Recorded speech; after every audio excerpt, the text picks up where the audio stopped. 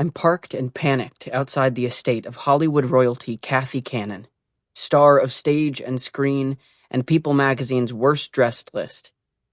The only barrier between us is her massive front gate, made of wood and steel, elements at once both warm and hard, welcoming and severe. The vertical beams of the gate are covered in art, an orange street sign that says dump, a painting of Santa Claus smoking a cigarette, a banner announcing clothing optional beyond this point. My car, like my life, is idling out here, a couple minutes early for this job interview, the chance to be personal assistant to Kathy Cannon.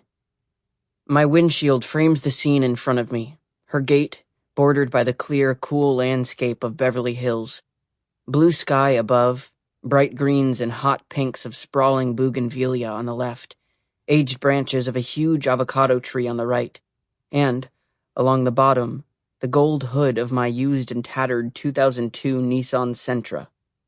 Mostly gold, that is. The paint is peeling off in some parts, exposing raw, rusted, pocked steel beneath. I'm trying to chill out, wringing my hands, biting the inside of my mouth. The familiar and faint taste of blood always marks occasions like this. When I'm nervous, when I'm insecure, when I desperately want something. Sometimes there's pain. I want to be inside this gate. I'm thinking, I don't belong here. I'm sweating and grossly unsure what's ahead for me. Through the beams of her gate, I see specks of an entire universe laid out in a curious mix of earth tones and neon. I can make out things shimmering and shining in her yard. It looks like a carnival. It looks like an acid trip. It looks like heaven. I feel like I'm going to puke, sickened by the unfamiliar optimism that this may be exactly what I'm looking for, the beginning of something special for me. Her gate, an actual gateway to a better life. I'm here for the opportunity of my lifetime, and I'm exhausted from having been up all night. Not from partying, or from insomnia or anxiety, but working a job I hate. I'm a writer for local television news in Los Angeles. I've had the job 7 years on the aptly named graveyard shift.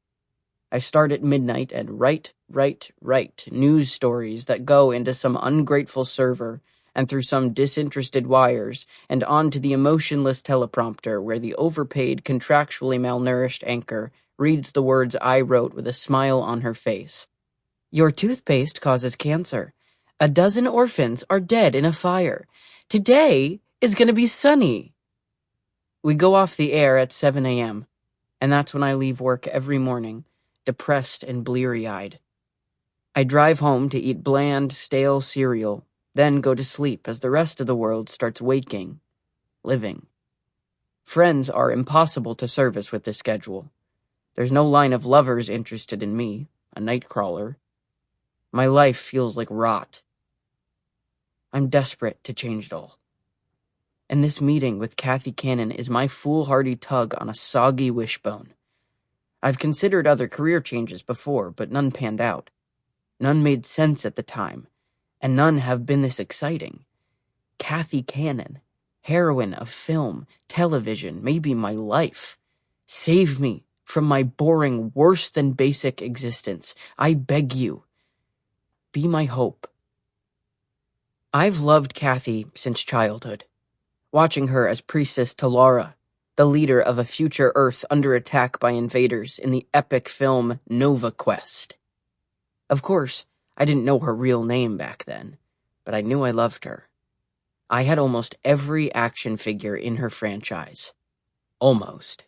I had the bad guy, I had multiple versions of the good guys, I had every robot, spaceship, castle, but I didn't have her.